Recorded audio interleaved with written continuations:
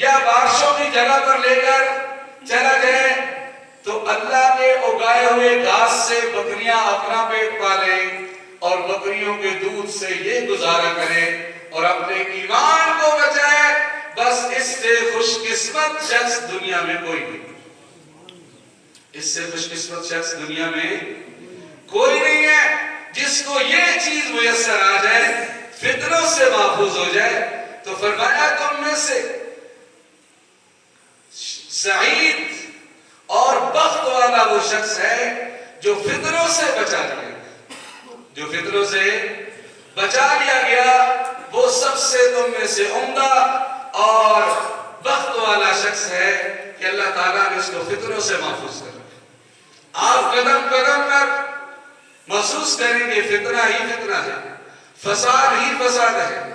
پھر اسی دور کے حوالے سے رسول پاک صلی اللہ علیہ وسلم کا واضح ارشاد فرمایا، حضرت انس بن مالک اور حضرت ابو ہریرہ رضی اللہ تعالیٰ عنہ، حضرت عبداللہ بن عمر، ابو سعید خدری، یہ سارے حضرات ان زبردست قسم کی معلومات کے راوی ہیں۔ فرمایا کہ 3 چیزیں جب ہوں تو پھر تمہارے لیے زمین کی پشت پر رہنا بہتر ہے، اور جب 3 چیزیں نہ ہوں تو پھر تمہارے لیے زمین کے پیٹ میں رہنا بہتر ہے۔ فرمایا کہ جب تمہارے حکمران نیک ہوں، تمہارے حکمران نیک ہوں، اور جب تمہارے مالدار سخی ہوں، تمہارے مالدار کیا ہوں؟ سخی ہوں، بخیل نہ ہوں، اور تمہارے باہمی معاملات مشورے سے طے ہوتے ہوں، تو پھر تمہارے لیے زمین کی پشت پر رہنا یہ زمین کے بطن سے زیادہ بہتر ہے۔ یعنی یہ حالات اچھے حالات ہیں کہ بادشاہ وقت نیک ہو اور اہل ثروت سخی ہو، تاکہ غریبوں کو مانگنا نہ پڑے، اور باہمی معاملات وہ مشوروں سے طے ہوتے ہوں۔ اور فرمایا جب اس کے برعکس ہو، تمہارے حکمران برے ہوں، تمہارے حکمران کیا ہوں؟ برے ہوں، اور تمہارے جو مالدار لوگ ہیں وہ دولت کو جوڑ جوڑ کر رکھتے ہوں، بخیل ہوں، اور تمہارے معاملات عورتوں کی رائے سے چلتے ہوں۔ کن کی رائے سے؟ عورتوں کی رائے سے چلتے ہو۔ تمہارے باہمی امور اس میں سرداری کن کی ہو؟ محترماؤں کی ہو۔ تو فرمایا پھر تم اس دھرتی کی پیٹھ کے اوپر رہنے کے قابل نہیں ہو، پھر تمہارا مر جانا بہتر ہے، تمہارا زمین میں گھس جانا بہتر ہے۔ تو یہ اسی دور کے حوالے سے آقا صلی اللہ علیہ وسلم فرمایا، تو آپ گھر سے بنیاد باندھیے اور باہر نکلنا ہی نہیں پڑے گا آپ کو۔ باہر کتنے ایسے معاملات کہ مردوں میں معاملات طے ہو جاتے ہیں، محترمہ کہتی ہے نہیں تو پھر نہیں۔ دیکھیں بچیوں کے گھر بسانے کے حوالے سے معاملات، اتنے نازک معاملات، مردوں کی رائے اور ہے، محترمہ کی رائے۔ تو یہ اسی دور کے حوالے سے رسول پاک صلی اللہ علیہ وسلم کا ارشاد کہ یہ حالت ہو جائے گی کہ عورتوں کی رائے کو ترجیح دی جائے گی، حالانکہ انہا ناقصات العقل والدین، اللہ کے نبی فرماتے ہیں ان کا عقل بھی ناقص ہے، ان کا دین بھی ناقص ہے۔ تو حالت آدمی فرمایا یہ ہو جائے گی، تو یہ فکری اور فساد کا دور ہے۔ تو رسول پاک صلی اللہ علیہ وسلم صحابہ کو مخاطب کر کے امت کے آخری فرد تک یہ پیغام پہنچانا چاہتے ہیں کہ اس دور میں تمہیں کیا کرنا ہوگا، سوچنا ہوگا، آنکھیں بند کر کے ان معاملات پر آنکھیں نہیں بند کرنی بلکہ آنکھیں کھولنی ہوگی۔ اس کے برعکس چلو گے تو کامیابی ملے گی، وگرنہ کامیابی نہیں۔ اور اسی طرح کا صلی اللہ علیہ وسلم نے صحابہ کرام سے فرمایا کہ ایک دور ایسا آئے گا کہ میری امت کے لوگوں پر کافر دشمن اس طرح چڑھ دوڑے گا کہ جس طرح کھانے والے ایک لکڑ پر لگن پر کھانے کے لیے دوڑ کر آتے ہیں، اور حالت یہ ہوگی کہ یہ مومن سیلاب کے کوڑے کرکٹ کی طرح ہو جائے، ان کا روب، ان کا دبدبا یہ کافر اور دشمن کے سینے سے نکل جائے، اور اس کے برعکس بزدلی، خوف، یہ ساری چیزیں ان کے اندر موجود ہیں۔ تو صحابہ کرام نے جو مار کے مارے تھے بدر و احد میں، کفر کو ناکو چرے چپائے تھے، احزاب میں آیا تھا، ناکام ہو کے واپس گیا تھا، کبھی قادسیہ میں تو کبھی ایران کی فتوحات میں، جو حالات دیکھے تھے مومنوں کے ان کو یقین نہیں آ رہا تھا، کہنے لگے یا رسول اللہ کیا اس دن ہم تعداد میں کم ہو گئے؟ کیا اس دن ہم تعداد میں کم ہو گئے؟ فرمایا نہیں، تم تعداد میں بہت زیادہ ہو، لیکن مسئلہ کیا ہوگا کہ تمہیں وہن کی بیماری لگ جائے گی۔ وَمَنْوَانُ یا رسول اللہ حب الدنیا و کراہیت الموت، کہ تمہیں دنیا کی محبت گھیر لے گی اور موت سے تمہیں نفرت ہو جائے۔ وہ شہادت کا جام جو وہ پی کر خوش ہو جاتے تھے، وہ جام بھی تمہیں کڑوا محسوس ہوگا، تمہاری اس حالت کی وجہ سے تمہارے اوپر کافر کا رعب اور دبدبا۔ تو یہ کمزوری کی وجہ رسول پاک صلی اللہ علیہ وسلم نے بتلا دی۔ تو ہمیں حب دنیا سے بھی نکلنا ہوگا اور موت کی کراہیت سے بھی نکلنا ہوگا۔ سعد بن ابی وقاص رضی اللہ تعالیٰ عنہ ایران کے بارڈر پر فوجیں لگا رکھی ہے، رستم پیغام بھیجتا ہے کہ واپس چلے جاؤ، میرے پاس لاکھوں کی فوج ہے، تم ہمارا مقابلہ نہیں کر سکتے۔ فرمایا، جواباً ارشاد فرمایا کہ میرے ساتھ جو لوگ ہیں نا وہ موت کو ایسے محبوب رکھتے ہیں جیسے تیرے فوجی شراب کو محبوب رکھتے ہیں۔ میں ایسے لشکر کا سالار ہوں تو یہ نہ سوچ کہ تو ہمیں شکست سے دو چار کر لے گا، یہ تیرے بس کی بات ہے، کیونکہ بھاگتا وہی ہے نا جس کو زندگی پیاری ہوتی ہے، اور جو زندگی ہی رب کے نام پہ دینے کے لیے تیار ہو، اس میں بھاگنا کہاں ہے؟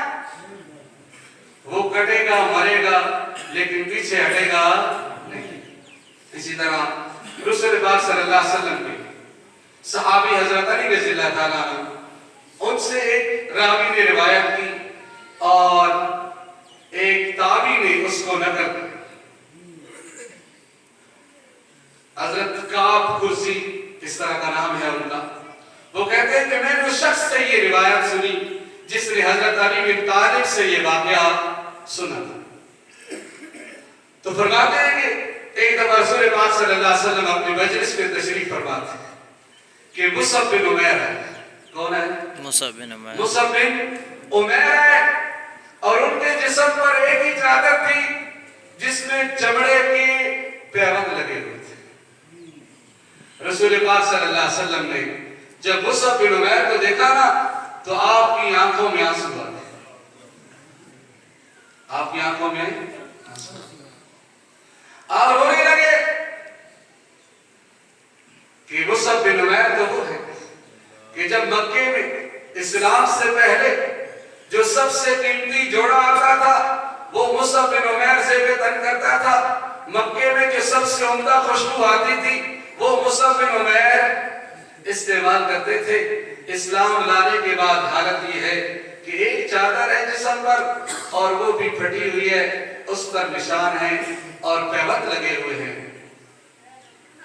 تو جب یہ حالت دیکھی صحابہ کرام نے، رسول پاک صلی اللہ علیہ وسلم نے اس موقع کو ضائع نہیں کیا۔ آپ امت کی رہنمائی کرنے والے تھے، آپ نے فرمایا کہ میرے صحابہ تمہارے اوپر ایک وقت وہ آئے گا کہ آج مصعب بن عمیر کو دو کپڑے تن کو ڈھانپنے کے لیے میسر نہیں، اور اس وقت کے لوگوں کے دو دو جوڑے ہوں گے، ایک صبح پہنیں گے شام کو اتاریں گے، شام کو دوسرا پہنیں گے۔ یا رسول اللہ پھر تو ہماری حالت اچھی ہوگی، ہم عبادت کریں گے، ہمیں کمانے سے فراغت ہوگی۔ تو وہ تو حالات پھر اچھے ہوں گے. فرمایا نہیں، جس حالت میں تم آج ہو یہ بہتر حالت ہے. ان چیزوں کی تو فراوانی ہوگی لیکن دین نام کی کوئی چیز. کبھی وہ وقت تھا کہ یہی مصعب بن عمیر شہادت کے درجے پر فیض ہو جاتے ہیں. مسلمانوں کے پاس اتنا کپڑا نہیں کہ مصعب بن عمیر کو پورا کفن دے سکے. ایک چادر ہے، سر کی طرف کرتے ہیں تو پاؤں کھل جاتے ہیں، پاؤں کی طرف کرتے ہیں تو سر کھل جاتا ہے. ارشاد ہوتا ہے کہ سر کی طرف کر دو اور پاؤں پہ اسٹیل گھاس ڈال دو. کپڑا نہیں ہے لیکن چھائے ہوئے پوری دنیا پر ہے. ہر طرف لرزہ طاری ہے، ہر ایک کانپتا ہے، ڈرتا ہے، تعداد میں کم ہے، کپڑا میسر نہیں ہے، کمر سیدھی کرنے کے لیے کھانا میسر نہیں ہے. حالت یہ ہے. لیکن آج اس مرکز سے لے کر یہاں تک جتنے زرد برق لباس مومنوں کے دامن پہ نظر آتے ہیں، نظر نہیں دکھتی، نظر نہیں دکھتی. تو فرمایا سب چیزوں کی فراوانی کے باوجود تمہاری یہ حالت اس حالت سے. اور اسی زمانے کے بارے میں رسول پاک صلی اللہ علیہ وسلم نے ارشاد فرمایا، اللہ اکبر، کیا کمال ہے آپ صلی اللہ علیہ وسلم کی ذات اقدس کہ اتنی گہری نظر، اتنی گہری سوچ کہ مالک آقا صلی اللہ علیہ وسلم کی ذات اقدس. فرمایا کہ میری امت پر ایک زمانہ آئے گا، الصابر فیہم علی دینہ کالقابض علی الجمر، کہ اس میں دین پر چلنے والا ایسا ہوگا کہ جیسے وہ ایک انگارے کو ہاتھ میں لے رہا ہے.